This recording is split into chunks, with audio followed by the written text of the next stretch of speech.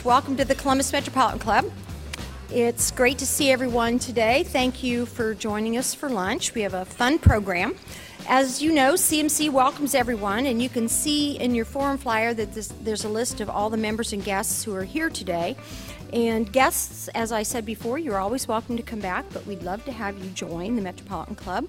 Today's forum, Restaurants Nourish Revitalization, is sponsored by the Dispatch Media Group, represented here by many of their associates. Will you please help me thank them for their support?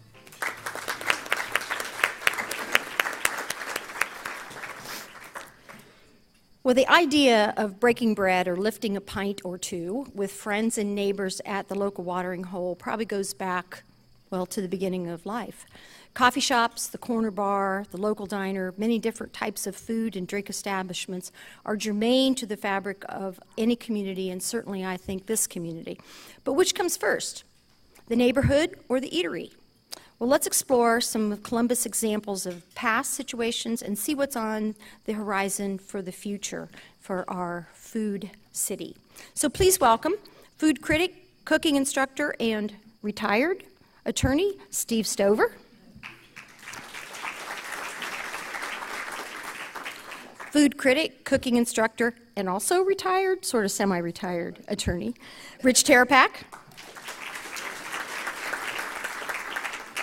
Co-founder and CEO of ColumbusUnderground.com, and I understand several other companies that you and your wife have developed, Walker Evans. And our host for this afternoon's conversation is Erin Edwards, who is Columbus Monthly and digital editor of Dispatch magazines. She's a dining editor for Columbus Monthly. Erin, let's take it away. Thank you. Thank you, Jane, and welcome everyone to today's panel discussion. I hope you enjoyed your lunch, since we're talking about food today. So we are discussing how Columbus's restaurant scene is driving our economy. We have three perfect qualified panelists to discuss this subject, and it's really kind of a chicken and egg scenario. In my job, I'm used to thinking about where to find the best fried chicken, the best eggs Benedict. So I just want to clarify, we're not talking about that today. Is that right? Okay, now that we've clarified that, let's kick it off by looking back at some examples of restaurants that have opened and really helped to spur change in a neighborhood. I think Grandview is probably a great place to start. Steve or Rich, can you talk about the impact that Spagio had on that area? Absolutely. Chef Hubert and Helga Seifert opened a little place called the Gourmet Market probably 30 years ago in what was then known as the Bank Block. There was a bank on Grandview Avenue. And it really, in that instance, it really did drive a lot of the growth because it was one of the first restaurants on Grandview Avenue. There was probably Prizzudi's and Romeo's Pizza on Fifth Avenue around the corner. But that was really not a great food area, and I think they're the pioneers of that area. And he told me once that there were, half a dozen restaurants when he came, and there are now 80 or 90 restaurants in the area pretty much within walking distance of Spagio. Let's see. Now, Walker, if we move downtown, can you talk a little bit about Gay Street and, which now seems to be really thriving. So what kind of started that to turn around? Yeah, our offices are on Gay Street, so it's an area we spend a lot of time on, a lot of time eating lunch there and hanging out there after work as well. But sort of the modern, I guess, renaissance of Gay Street that I think a lot of people would, kind of think about when talking about the area began probably 10, 15 years ago when some of the restaurants that are there now started to open. Do Amici was one of the first ones to kind of come into the area, Jeff Mathis's restaurant. Tip Top, a little more casual, one of the Liz Lesner restaurants. Her brother Tim Lesner runs that place right next door. Cafe Brioso, which is a coffee roastery They also do lunch, a really nice lunch there. But I think I'm there every day. yes, yeah. So they were some of the first in that kind of 10, 12, 15 year ago kind of range. We've seen a lot more kind of come and go. It's a really interesting area because, 10, 15 years ago, downtown was mostly tumbleweeds. We've seen a lot of apartment growth. The residential demographic downtown has grown by leaps and bounds over the past 10 years. So we've started to see people willing to go a little outside of the lunch demographic. A lot of restaurants could just thrive, 11 a.m. to 2 p.m., do their lunch business, close at night, close on weekends, and kind of create that ghost town effect. But it's with, like you said, it's chicken and egg. With more people comes more nighttime and weekend business, and then the more you have that, the more you have visitors coming downtown as well. So it all kind of goes hand in hand toward boosting the economic viability of an area. And it was exciting to see Veritas moving to that area, which was probably a big step for them. So again, chicken and egg. Is downtown ready for Veritas? Yeah, I've heard that they're doing really well. I haven't been in for dinner yet. I stopped in for lunch once, but they seem to be doing a good job. I don't know if you guys have been in there yet. Great. Yeah? It's they're doing a great job. And the other thing you have to see when you arrive there is walk up. You can't get there from the front door. You have to go through the restaurant. Walk up to the bar, which is in the old bank lobby. They've done a spectacular job of making it feel very cosmopolitan, and it's a great bar. And lest we forget, the Keep in the new Levesque Hotel is also part of downtown. I'm not sure if when you're talking about downtown, it really is a chicken and egg, because it seems like the restaurants are following the lodging there, whereas in other places it might be, for example, I hope we'll talk about North 4th as an emerging area, that Italian village, that it seems like the restaurants may be flipping it around. Well, talk a little bit about North 4th. You want me to take North 4th? Actually, we call the neighborhood north of Broad, but it could be north of Main, because essentially, starting with the old time places were like the Little Palace, which had to go under to be reborn in a new and wonderful way. But then we've got around the corner on Main Street, Walrus, which has a great 2 for $14 lobster roll. With fries. With lots of fries. But you've got Mickey's Late Night open there. Hadley's is there. Velvet is there. Who am I forgetting? Dirty Frank's. Dirty Frank. Yeah, Dirty Frank's probably was in their second, and it's really wonderful. They think, I think, feed off of the student population, and it makes a lot of sense. You've got CCAD, you've got Franklin and others in that neighborhood, and you can get a hot dog for $3. If you keep going north on 4th, you got a couple other new ones. Mona's just opened a shop. That woman was a senior vice president of a bank and didn't like foreign travel anymore, so she's opened a mom and pop's place. There's a South American restaurant right next to that. Then keep going north, and you've got you got all of them up in the new area, but Wolf's Ridge is probably one of the best new restaurants we've had in a while. Go further, you got the City Tavern. You've got one that's very difficult to produce and dangerous called Hoof-Hearted. You said it too quick. The Coseco, Fox in the Snow. Soon, Cameron will be bringing us yet another establishment, and it's an interesting kind of concept, because it's a food hall that will be sort of a lab for new restaurants at the Bud Dairy, which is that brick and porcelain building that's up there. They'll have unlike the Short North Food Hall, which is sort of a fast food and bar thing. The Bud Dairy is a Cameron Mitchell. They're featuring 9 different young entrepreneurs, and it's really a sort of a generator. There's a word for it. Incubator for new, maybe people coming from food trucks to brick and mortar.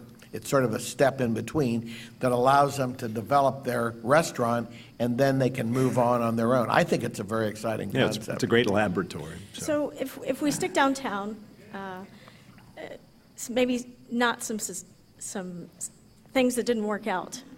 So I live near Columbus Commons, and we've had several restaurants of late close. I'm thinking Salt and Pine and De Novo and Chintz Room. But there's tons of development there. So was it just not time yet? What do you live there, don't you? I live. What do you think? I'm telling everyone where I live. But I'm wondering if there wasn't enough density in that area to drive. What do you think? No, I think there was probably enough density, and I can't understand it. Yeah. In that, I like other that. than most of the folks moving in are young, like Erin, and that population or demographic seems to like fast casual better than anything else, and. De Novo, which was a great-looking place, but lots of expensive decor, wasn't fast casual. Salt and Pine, Chris Crater's place, great concept, too big, but also really there was no tablecloth, but it was still not fast casual, and maybe too experimental. So I think those folks must be going up to Fourth to be getting dinner. Perhaps because the rents are so high in that area, they have to go to Dirty Frank's to get a dinner.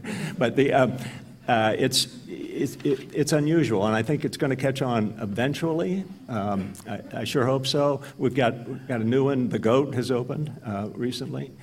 Good luck to that. So it's a conundrum. I don't know. I am concerned about this. Not concerned, but I think some of this is driven. I'm agreeing with Rich, with the millennials who sort of like fast casual. They want to go in, they want to choose exactly what they want, a la Starbucks. They want it quick. If they sit, they want to sit on a high top or something like that, with their laptop, and they're gone. And so that seems to be driving some of these other smaller sit-downs, Chili's and things like other fast sit-down restaurants. And it has to be a walk-around neighborhood. Yes. German Village, the short north, there's a lot of opportunity to get out and stroll, and there's not that much going on downtown in that area. I hope, the area, particularly around the Commons, can develop that kind of walk-around. Yeah. So, yes. I just want to add to that. I think beyond just the fast casual concept, I think what a lot of younger people are looking for is a different type of just overall experience. And so when you look at something like what's going on North 4th Street, a lot of it is brewery-based. Yes. Going to Seventh Sun, which is a bar and a brewery, they bring food trucks outside on the patio, and people like the idea of being able to pick between 2 or 3 different food trucks, dine outside, sit at communal picnic tables, make friends with new people. Pins. There's often music. Pins is another great example. It's a bar, it's bowling. There's more to do there with your hands than just hold a beer and talk to someone. You can play pinball, you can bowl, you can play giant Jenga out on the patio. They have beer pong. It's a different type of Perfect for our demographic. But like you're saying, the food hall concept is very temporal. You go there one week versus another week, you might have a different experience. And so it's just breaking out of the tradition of, I'm going to go to a restaurant and I'm going to have consistency in the same thing every single time. And I think there is a time and a place for that. Obviously, we're not seeing every White Castle. Yeah, we're not seeing every dining establishment going away.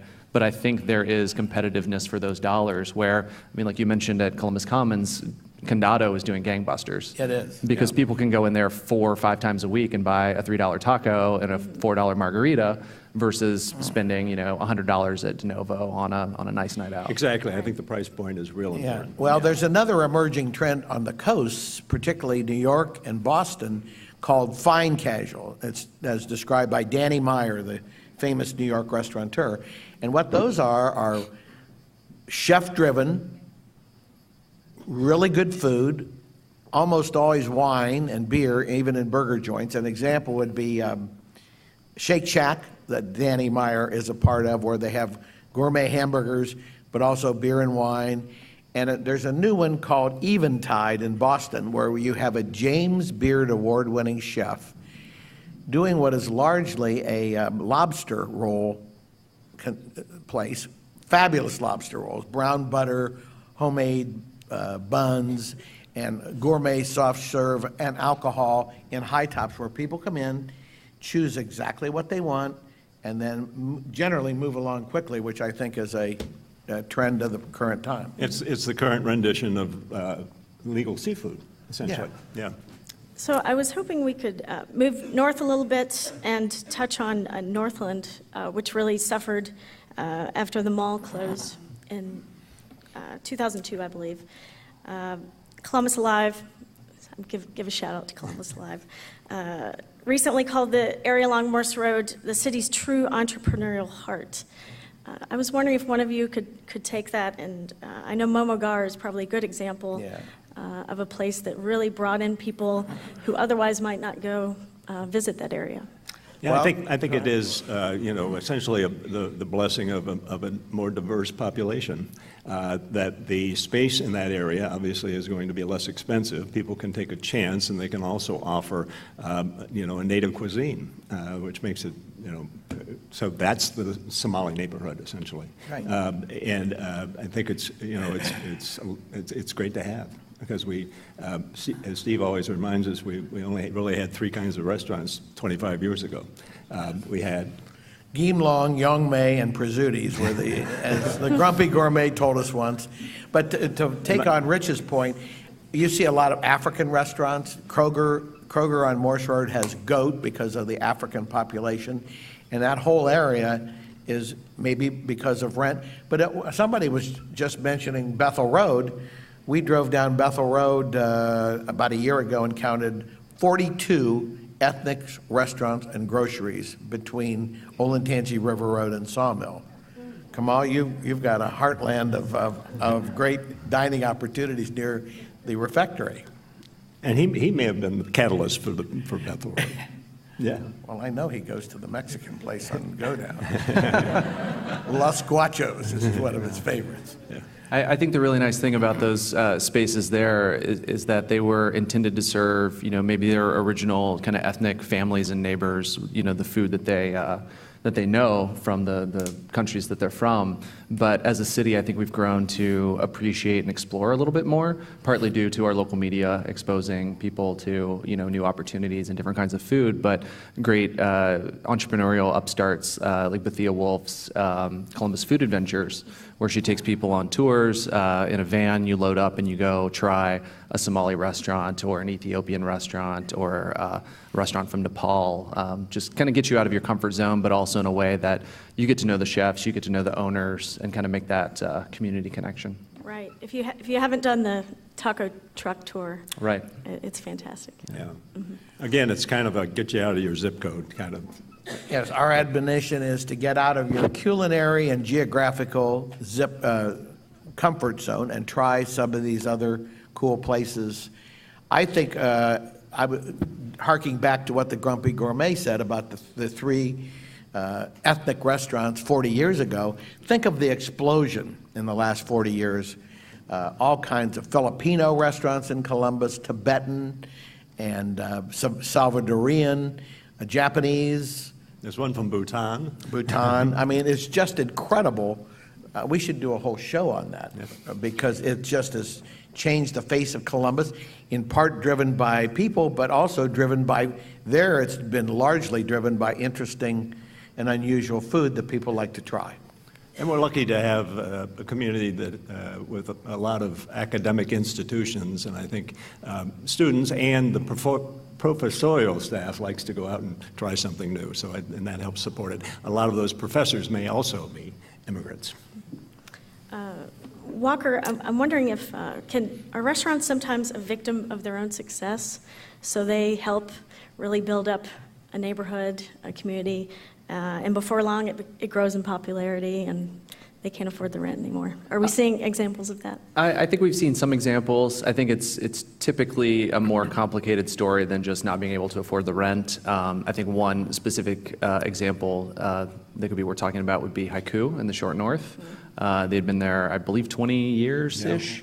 I believe the owner owned the building outright, and Yeah, Paul Liu and his family.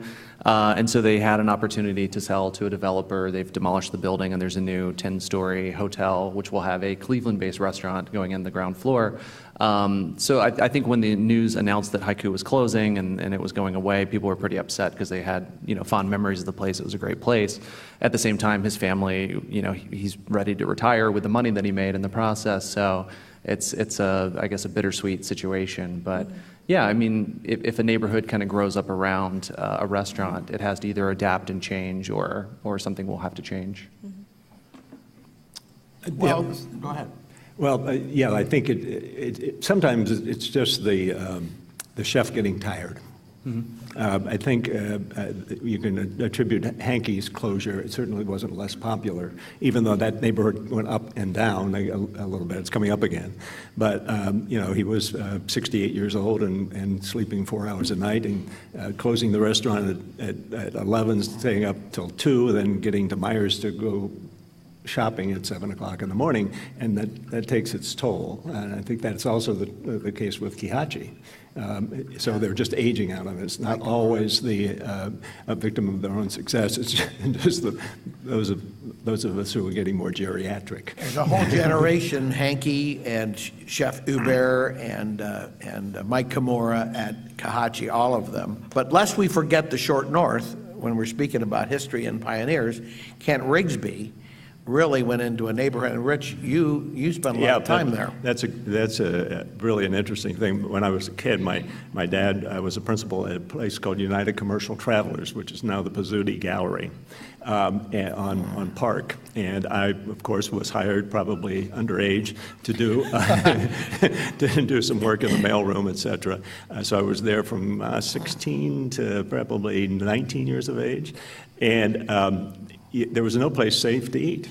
It was Skid Row. There were literally, guys in doorways with paper bags with, MD 2020.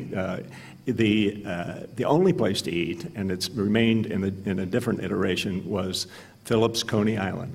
It was the only really safe place. And then all of a sudden, Kent took the chance with the Woods brothers to open Rigsby's, and the growth of the convention center and other things in that area really took off. And now I think we call it, we want to rename it because the guy that's principally responsible for opening way number of restaurants is Cameron. And so we call it, instead of Short North, we call it Short Cam these days. And there's more to come from Cameron in that area because he's got 711 North High Street, pardon me, the new build on the west side of the street. There's going to be a Cameron Mitchell concept on the first floor and possibly another Cameron Mitchell concept with a rooftop bar. That's probably the hottest trend in Columbus restaurants today. There will be a dozen by this summer, but a rooftop bar at 711 North High Street. I think he's up to some other kind of mischief in the Short North. Oh, Ed and Harvey's. The replacement to which Rigsby. is in the Rigsby's location, is going to be a deli in the mold of Russ and Daughters in New York City. So you've got Martini, Marcella's, Guildhouse, the Pearl, and as Rich calls it, the Cameron Mitchell Short North. Yep. So continuing to look forward, what other neighborhoods or restaurants should we keep an eye on? I'm anxious to see something. It's beginning to heat up a little bit with, for instance, the opening of the new Brewdog, Franklinton. It'd be really great for Franklinton to have that chicken and egg nourishing the neighborhood kind of. Got land grants. The Brewdog, which is a great place if you haven't been there yet. It has a rooftop bar. Has a rooftop bar as well. What's the one which has a big? They have a lot of weddings. Our niece. Juniper? No, that Strongwater. Strongwater. It's Yep. got a nice restaurant and a space for weddings and receptions. You can also see Red, White, and Boom from many areas in Franklinton. So there, it seems like, And the Spaghetti Warehouse is still open. and correct me if I'm wrong, it seems like there the restaurants are driving the change in the colonization. What do you think? I think so too, and I was going to mention, in addition on the rooftop bar trend, it's gone outside of just downtown. We were at Vaso this past weekend, which is the rooftop bar at the AC Hotel in Dublin at Bridge Park, the new development there.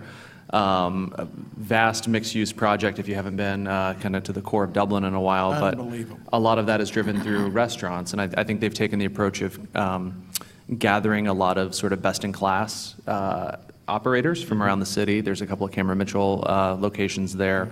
Local Cantina, 16-Bit is opening, Pins is already there. They're kind of bringing Z Kachina and the Irish pub out Fado. east at Fado are going to be up there. We just, by the way, shameless self-promotion, we reviewed Vaso and Juniper on wosu.org/chefs in the city. Rich has long hosted a monthly show at Fridays at 11. I'm lucky enough to be a guest. And we have about a lot of reviews, including those new places. I'd also like to, it got a foothold and it needs a little bit more of a push. I think Old Town East is a neighborhood that, with Yellow Brick Pizza, the tavern, Yellow Brick, I think just took over another location. It's unfortunate that that some of the highway development shut down Black Creek. You couldn't get there on Parsons. Part of that is there's a streetscape construction project going on Parsons itself, which has taken a lot longer, I think, than originally anticipated. But it also, there's buzz around what's going to replace them in that spot, which is pretty critical. I live on the Near East Side myself, and so that's a topic a lot with oncoming development on Long Street. As that comes along, what types of restaurants are going to come in there? And then to kind of go back to what you were saying about restaurants being the victim of their own success, I think the other way to turn that question around is, can neighborhoods become a victim of the success of what gets built up around there? If you're talking, Rich, about the Short North being a place 30 years ago, it was hard to find a safe place to eat. Now it's turned into a place where it's tougher and tougher to find an affordable place to eat. Or a parking space. Or an affordable place to live, or an affordable anything. So, is the idea of economic success one that everything is very high-end, or is it something that serves the broader population? Can anyone go there and find something they're looking for? Good point. Well, that Dublin development, the Bridge Park has a couple of important issues. Number one, the population drove that, because this is huge development at Riverside and 161, but it also goes across the river. There's another Bridge Park over there with the Avenue Steak Tavern and some other things that are popping up on the west side of the river. And that may be driven by the population and the need for restaurants in that area as well. And I should say, in a few minutes, we're going to do Q&A. So in about 5 minutes, please step up to the microphone. Where's the microphone? It's going to be over there. Don't be shy. That's in about 5 minutes. Okay. So I feel like we need to mention, when I talk to restaurant owners, a lot of them tell me one of their biggest challenges is finding qualified talent turnover. So we should mention Cameron Mitchell's donation to Columbus State's Culinary Arts Program. Oh, it's going to be a beautiful building. Right. So what does that mean for the restaurant scene and our economic growth? I think it means a great deal. We've got to have people to produce, good food, and they're doing a wonderful job of cranking out students. Cameron often gets them after their first year in that program, and it's you can learn good skills by being in the kitchen as well at a restaurant. But I think that and the attention to training of service is critical. And with 66 new restaurants, did somebody tell me, like Columbus Underground, if you don't read it regularly, you should, 66 new restaurants in 2017. And even in 90 the year before that. So and that doesn't count every, like there were probably 10 Chipotles that opened Right. during that year, Right. and 5 more McDonald's and all of that. Yeah. It's just primarily local. Yep. Yeah.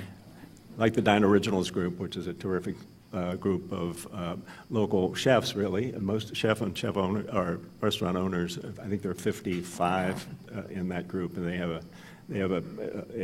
chefs or a Dine Originals week every once in a while. They also had just a few weeks ago, their annual show where all the vendors get together. The other thing that has brought attention to the Columbus State program is Taste of the Future, which will be held August 14th, well worth the $125. You get a lot of the graduates from the school, but a lot of other local restaurateurs setting up booths. There are also beverages. We haven't talked about what distilleries have done to the neighborhood, which is mostly positive, but it's all good. Rich mentioned distilleries. They're sort of driving the train in a couple.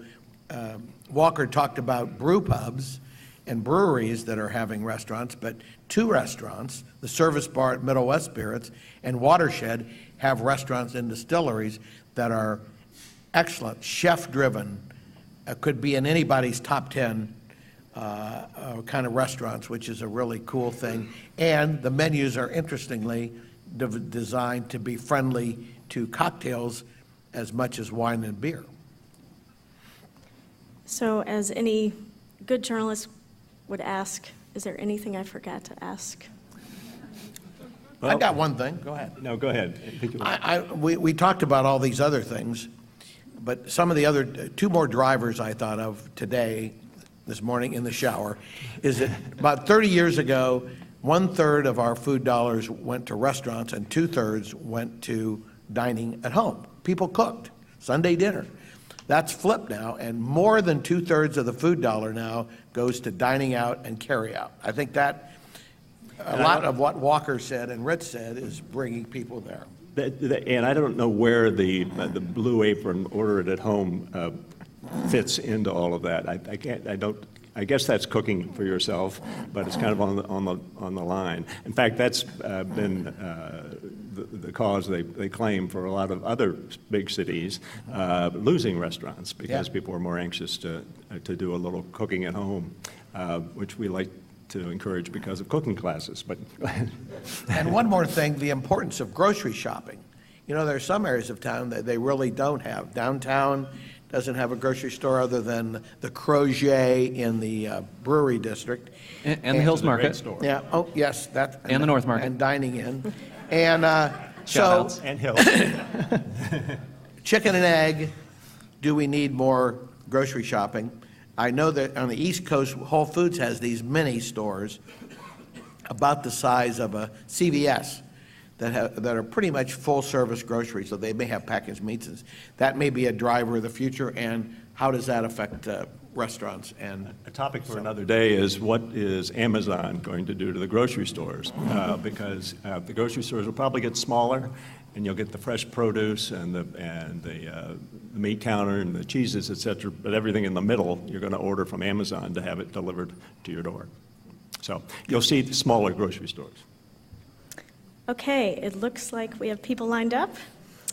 It is CMC's tradition to take audience questions.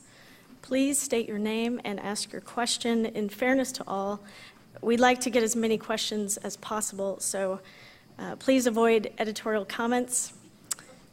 Let's get started. First question.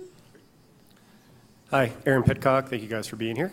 I live in German Village, and we recently lost the original Max and Irma's location. So despite the fact that Max and Irma's had grown into a large chain, it was a great local spot, and that space has been vacant. Seems to be a great space. Wondering if you've heard of what might go in there and maybe why it sat vacant for so long. I haven't heard anything about what's going to replace it. I don't know the specifics about who owns the building and what they're looking for in rent or what they're looking to do. Go ahead. It's a perfect target for either the Al-Shahal brothers who own the Crest. And a number of others, or Chris Crater with stuff nearby with the Sycamore and Curia and Harvest Pizza.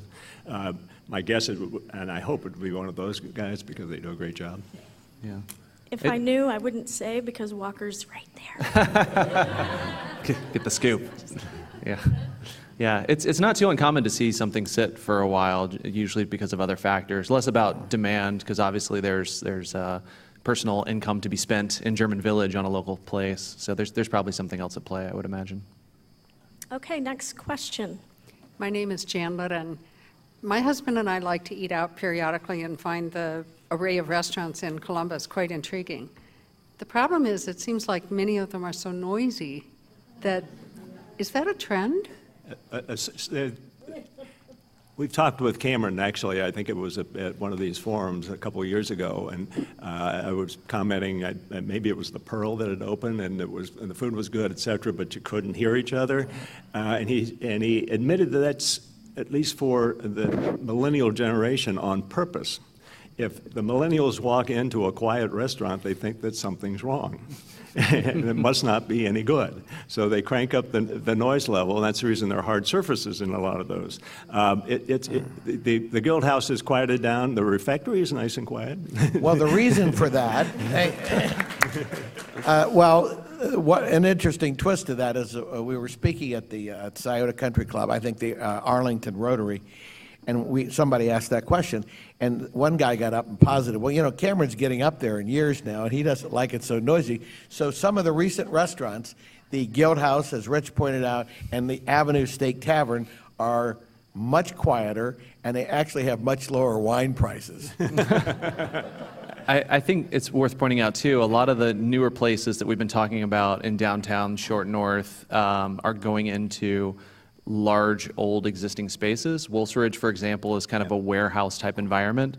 So when you combine hardwood floors, brick walls, high ceilings, you're kind of creating this acoustical nightmare where there's no, unless they're hanging some sort of fabric from the ceiling or have some sort of acoustical treatment like this, you're basically in an echo chamber box, so it's destined to be loud. I just spoke with Rick Lopez, who owns the La Tavola in Grandview and has just opened a very nice place called Lupo on the Upper Arlington Mallway, and it's basically Spanish and Italian tapas. But the din in there was very, very loud, and the first thing he said when I called to tell him what I thought about the restaurant was, we're working on the sound because that is an issue. And you can dine outside, too. So. Great patio. Next question. Hi, my name is Trevor Thomas. I'm here from S4 Consulting. I just read this article recently about the emergence of supper clubs in Columbus, including one at Land Grant that's held every month. I was wondering if you could talk a little bit about the influence of that on the Columbus food scene. Influence of supper clubs. Have you been Not to yet. the one at Land Grant? It's hosted by Ray Ray's. I haven't been, so I can't comment. Well, I will say, especially beer dinners are a big trend we're seeing. I know Rock Mill has a beer dinner, maybe monthly. So that's definitely a big trend. But I don't think supper clubs are here yet. You'll see them in San Francisco and a couple of other places I've read about, but that could be an emerging trend for 2019. Yeah, I think it goes back to what we were talking about earlier with kind of the experience that people are looking for, because you can go out to any restaurant any day of the week, but if you can go out to some sort of one night only, you kind of tap into that millennial sense of FOMO, fear of missing out. So, you know, if you don't go to that supper club, you could have missed the coolest thing all year. So. There was one that was around briefly where we had a different chef every month, and they had, I remember I attended one on Goodale, and it was that kind of experience. Is Curio, not Curio, down on South High Street?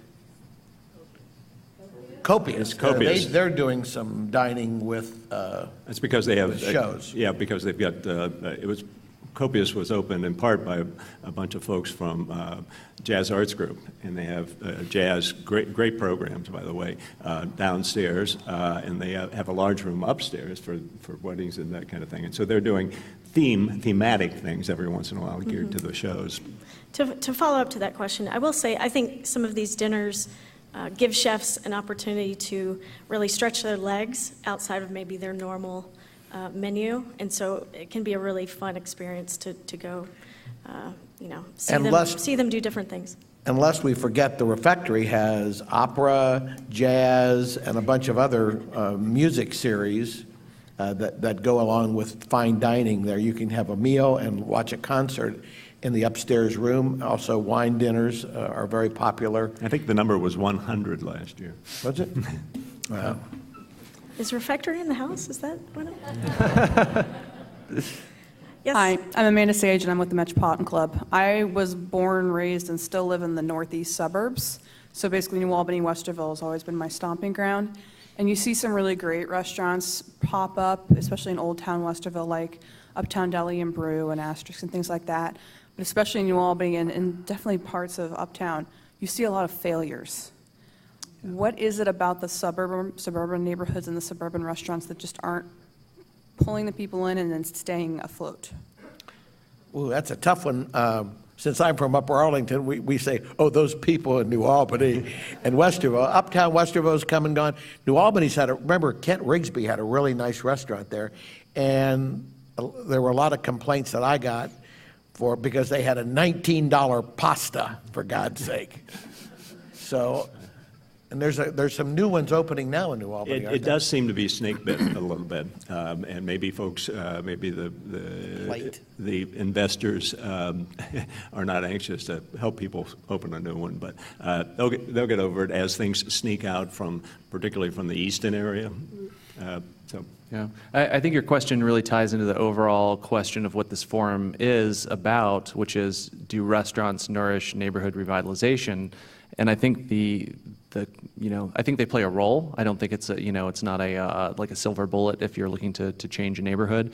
But does the restaurant exist to serve an existing population? Does someone open something in New Albany to serve the people who are already there?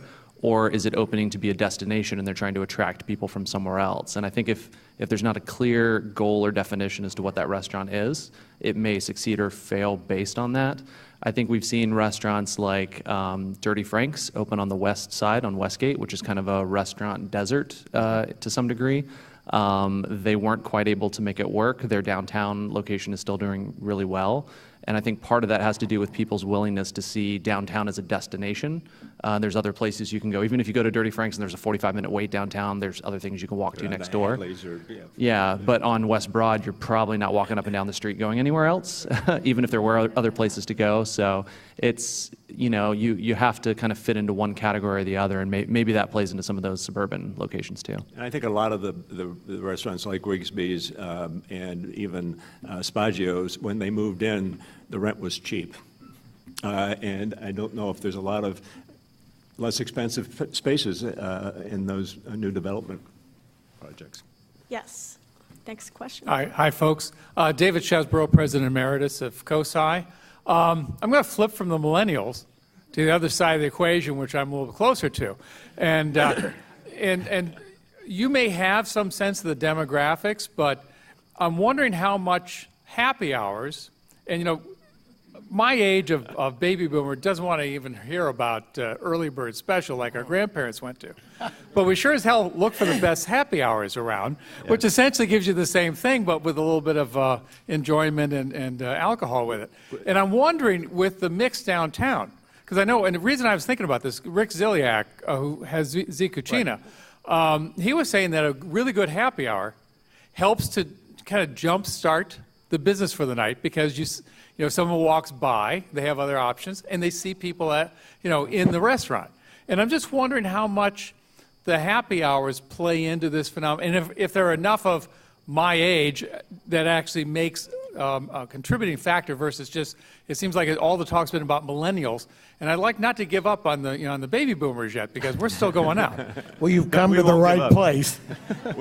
Actually, Steve and Mary and Roberta and I and another couple have Tom and Janie O'Shaughnessy have been doing this for a while. Been going to happy hours. It's the replacement of the Blue Hair Special. Not early bird specials. Not early bird specials. They're usually 4 to 6 or 4 to 7, and there's some really great ones around. I think that may be true of a new place in the village called the South Village Grill, which has a terrific happy hour. And if you get there too late, and you just order one cocktail and you're still hungry, that helps business. Yep. Lindy's has a great one. I've been encouraging the people at the Keep to have a happy hour. They need to keep the business downtown. They've got good folks coming in after work, but they don't have a happy hour to entice them to stay around. G. Michaels has a good one. Anyway, you'll see a story on WSU. We've been to 15 now. It's been grueling. But somebody has to do it. I just want to clarify that I'm an exennial, which is kind of a 50-50 Gen X millennial. If you're born between the first Star Wars and the third Star Wars movie, you fit that sliver of a demographic. I think it's really interesting, though, that at the end of the day, generally speaking, with like consumer trends, millennials and baby boomers want a lot of the same things. There's a lot of talk in the housing market about what they want, and it's walkable neighborhoods, it's amenities nearby, it's a place to go that's more of an experience. I think a lot of restaurants can appeal to both demographics really easily. Good question. I'm Mary Urena. I'm on the Columbus Humane Board, and thank you all for being here today. I did want to ask about the local source trend. You talked a little bit about the way our restaurant trends are impacting neighborhoods and groceries, but at the beginning of the process is where do our restaurants get their food, and how is this restaurant boom impacting that aspect of our economy and neighborhoods? Well, it's evolved. Kent Rigsby is known because back in the day he had 32 different vendors that he went to get the best and brightest, and now it's evolved to local sourcing. We get our strawberries from Rhodes Farm Market in Circleville or this, that, and the other thing. And now a lot of restaurants and clubs have gardens. For example, the Crest Gastropub has gardens outside and around. Bread and Flowers in Clintonville has gardens, and so people are not only getting local sourcing. They're growing it themselves. They're growing it themselves. The North Star people. They've been great at it. Yeah, Kevin Mullamey once told me that he got a different pork producer for one of his restaurants. It wasn't the exact right. Her Third and Hollywood got a different pork producer than the North Stars because he liked the mix there with his restaurants. Yes, sir. I'm Fred Looper. We've missed one trend. You've talked about lots of new trends. The one I'm talking about is the top. Oh. Now, that was last decorated in 1948. They don't turn the lights on until about 10 o'clock at night. They charge very high prices, and you can't get in the door. And thank goodness Sonia Modes is still playing occasionally. And when she's, well, never mind. Why is that? I don't, it's been a neighborhood, I grew up on the east side in Bexley, and it's been a neighborhood place for years. It's a club almost, and there are a lot of repeat offenders at the bar all the time. Although we've got some good friends, the Gudenkoffs go there every week from Arlington.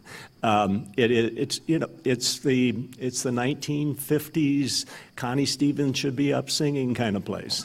And they've got great steaks, good baked potatoes, a good salad at high prices.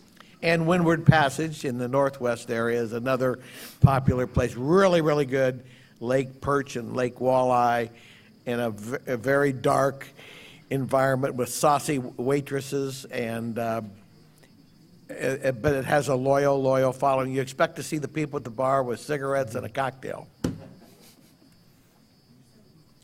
Jane Scott. I think the top's going to survive.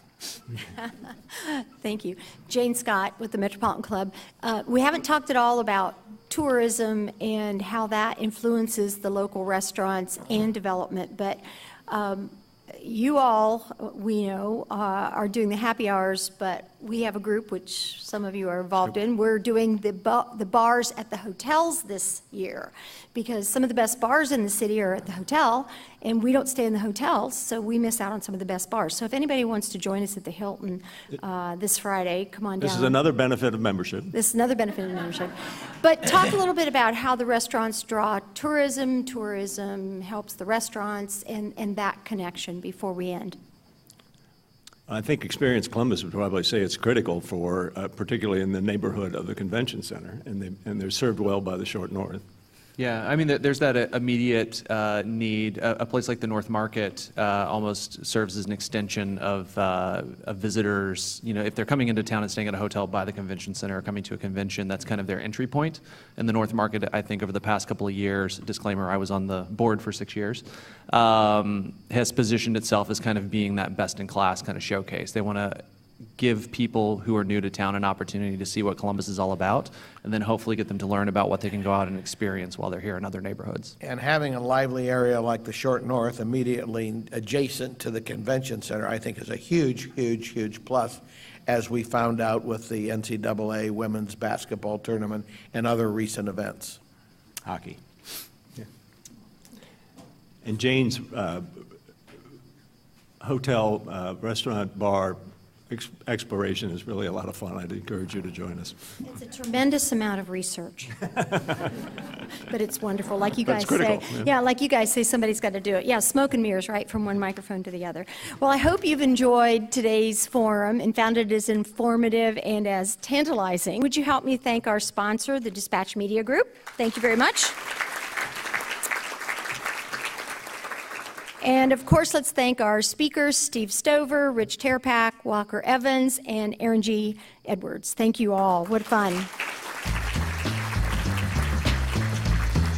And thanks to all of you. We look forward to seeing you at CMC again soon.